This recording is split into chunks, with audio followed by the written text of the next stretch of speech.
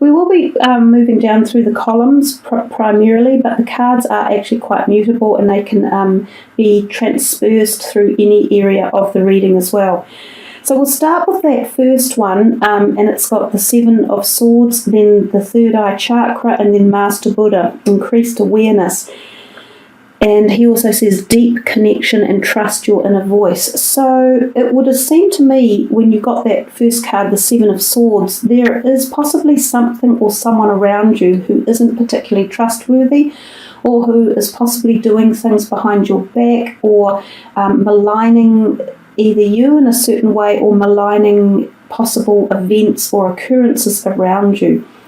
So with the fact that you got the third eye directly under it, which is where we pick up our clairvoyant messages from, and I'd already given you previously through the intuitive words and messages, I'd given you the words dreams, messages, signs, symbols, guidance, cycles, moon cycles, and hormones.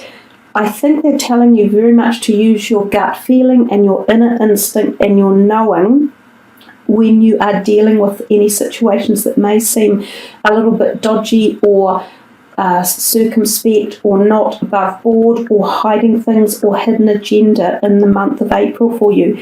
And also Master Buddha is saying the same thing. So apply some real inner guidance energy to any decisions you're making, and this could be around signing of documents, because often the sword cards relate to that. So it could be some of you might be thinking of purchasing something new, such as a house, or you might be signing up an alliance with someone, forming some sort of strategy or team or business, and they might be suggesting that you sign documentation. I think it's very important to really, do you feel right about it? Does it feel as though everything is being equally or fairly weighted or balanced? Does it feel as though the person is being open and honest? So all of these things are going to come into play, and when you go within, you often find the true answer. So connecting with your psychic abilities and your inner awareness, as well as all of these wonderful celestial helpers who are down here. For some of you, it could even be relationship stuff that is boiling to the surface with this column down the left. So if you feel as though you are having people, malign or undermine areas of your life or your belief systems or your personal integrity values, which is what this card can often symbolize, then it would be again pertinent to either address these people or situations, or speak up and stand your ground, or say why you feel the way you do about a certain something, or conversely, choose to walk away and leave them behind. There's definitely someone around you or something that's not being your best friend in life at the moment. So we come to the next column, we see the Queen of Swords, we see the throat chakra, and we see Lady Nada and its heart awakening. And it says here, awaken to acceptance and divine love, give and receive in balance. And we have the love begins over here as well. So we've got a lot of kind of stuff happening possibly within your heart area and possibly within relationships that could be new or turning over a new cycle. It feels as though you're going to let go of something in your life, and possibly people and possibly relationships in April for some reason. And it's maybe that new people are coming in which enable you to move away from past stuff that no longer serves you or suits you. So coming back to the Queen of Swords, she can often represent a female air sign energy. For some of you, this could be a new potential partner coming in, but for a lot of you, I feel it's more like someone you already know, or a family situation, or friends. Now, she can represent communication with this person, and it can be written, so you might get an unexpected email or letter turn up that you haven't had communication with this person for quite a while, or there could be some documentation coming as well. She could even represent, for some of you, a figure like a lawyer or an accountant. So perhaps some of you are meeting with your legal representatives and you're having to go over some documentation and you're thinking, blimey, things need signing, pages need reading, and bits and pieces. This could be to do with something like I said earlier, like you might be purchasing a house or purchasing something. She could be part of this as well, part of the overall picture. The throat chakra, so just below the third eye chakra, that is all about communication in particular, and it feels as though there could be some form of communication opening between perhaps these type of energies, which is the air sign energy, could be female or male, and yourselves. So it's also about heart awakening, so it's about acceptance and divine love and giving and receiving. So there may be some healing coming in, or there may be she's giving you something, you may be receiving something from her as well, and it could be after communication. The other thing about the throat chakra and the third eye is it comes to mind about your head. And so in the month of April, there could be things going on in and around your head. So some of you might receive extra clairvoyant messages or symbols or signs. Some of you might want to talk about it. Some of you might be doing speeches or public speaking or some sort of enablement around, who knows, maybe the crop circles in the UFO type area.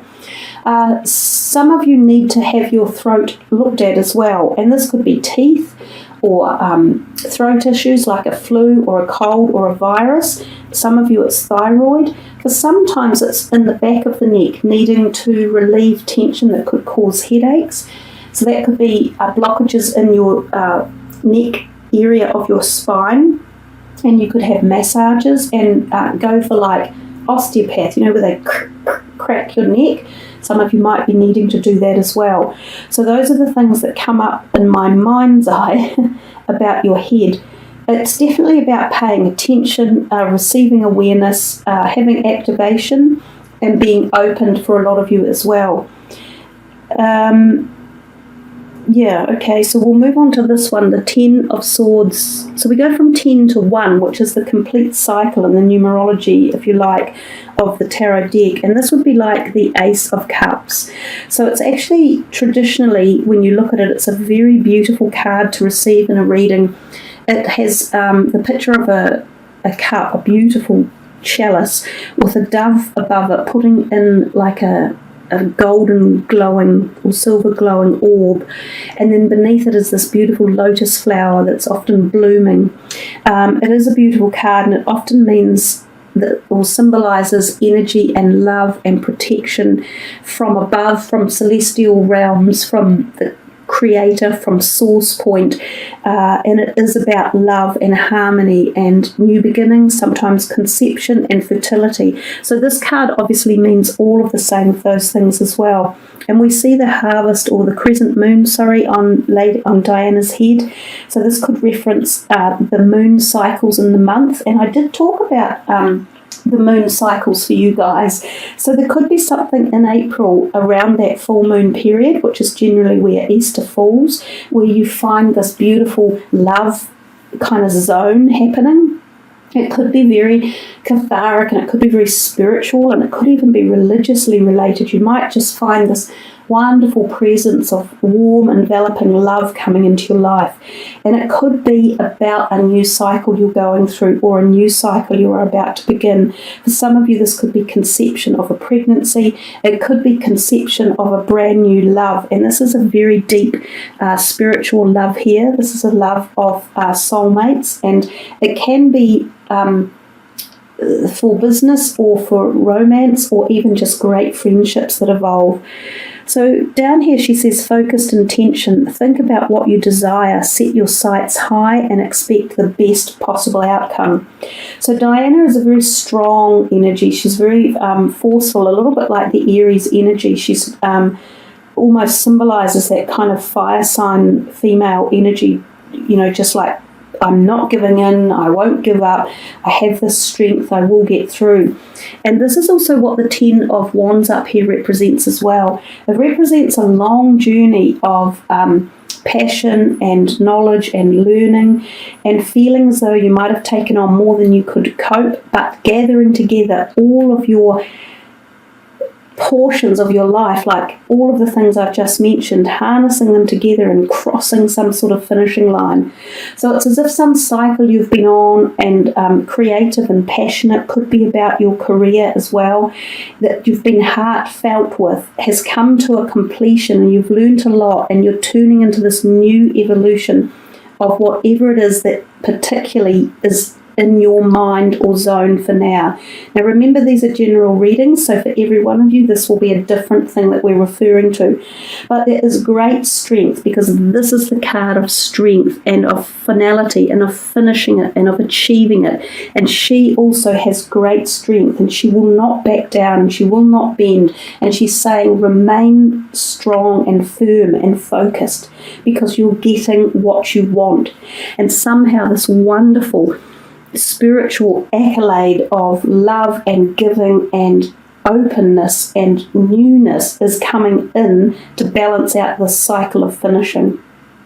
So it's a lovely column, that we can sort of focus on, if you like, for the reading, because I think it's very deep, and I think it could mean a lot to a lot of you. But if we come over here and we see the Two of Cups reversed, and then we see the Six of Swords moving on, and we see Charity, and she is about prayer and contemplation. And she says, connect with heaven, ask and you shall receive. So there's a lot of reminding you you're not alone. There's a lot of reminding you about asking for support and help, and understanding that cycles come to an end, and we all have periods of moving on, because that's what these two represent. So the Two of Cups reverse can often talk to us about the need for listening. Again, listening to messages, your inner messages, signs and symbols, and guidance, the word guidance coming in. This often means that you need to seek guidance from others, and it can refer to saying, if you have platonic friendships and relationships, to be careful that you're not perhaps fueling energy the wrong way, or saying or doing things incorrectly. Now, the Six of Swords about moving on is very kind of, those two cards match in a way. It feels as though there is perhaps a relationship around you, or friendships, or something in your life that you're getting ready to complete a cycle with. And we've certainly seen that throughout the reading, with this whole potentiality of moving on and new beginnings. So the Six of Swords traditionally is also one of our travel card indicators, and it's usually a picture of a person on a boat with another person with them, and they're moving from sort of troubled waters and into calmer waters. So for some of you, this could be sort of literal travel, meaning you might be going on a trip somewhere, and it might involve by oversea or by boat. Now, for the other perspective of it, it can be that you are moving out of something that's been bothering you or causing disharmony for a while. And we've had this come through a little bit for your reading. So I think you are saying goodbye to some people in your life, relationship-wise. If not at the actual physical, obvious level, it might be that things just quieten off, or you're moving away from them. Some of you might be shifting or moving to another area, which could be a reason why these endings are coming, and this newness is also coming in. So with these two here, it does very succinctly tie in as if it's just time that perhaps the both of you agree there's a relationship that doesn't really give much support or service anymore, or you've grown apart and you've both agreed that you'll head in different directions. I'm not sure that we're talking here about your really close romantic partner, such as in a marriage, or or a partner who you might have had children with or something. It could be a little further out, more like either possible family extensions or closer friendships. And it just might be for various reasons. You might both be going in different directions career-wise, so you might not see these people as much. You might have moved apart, so shifted. They might be shifting as well, and that could leave you thinking, oh, well, okay, I'll look for, a new support person, or a new friend, or a new this. It could be that you're leaving your job, and you leave behind people, or it could just be time for the relationship to grow because you're both learning different things and growing in different ways, and that does happen. So again, it's just saying to you to put in some prayer and contemplation and to connect with heaven or source or creator energy, to ask for blessings, I guess, for the moving on of this energy. And to remember that when one door closes, another always opens, and to ask for what you would like to fill the gap in your life. So ask if you wish for new friendships or partners or whatever else, and put in what it is you desire in life, so that you say things like, I would love to have support and closeness and connection and enjoyment and happiness and love and laughter. And when you focus on the positives in life, that's what the universe will tend to send your way. So remember too, these things don't happen immediately. They can take quite some time for changeovers to take place, and they also take a degree of effort from our end to put in the requests and also to show our gratitude for receiving them, even though we're waiting to receive them in the future. Because with every request we make, we must also offer gratitude and thanks.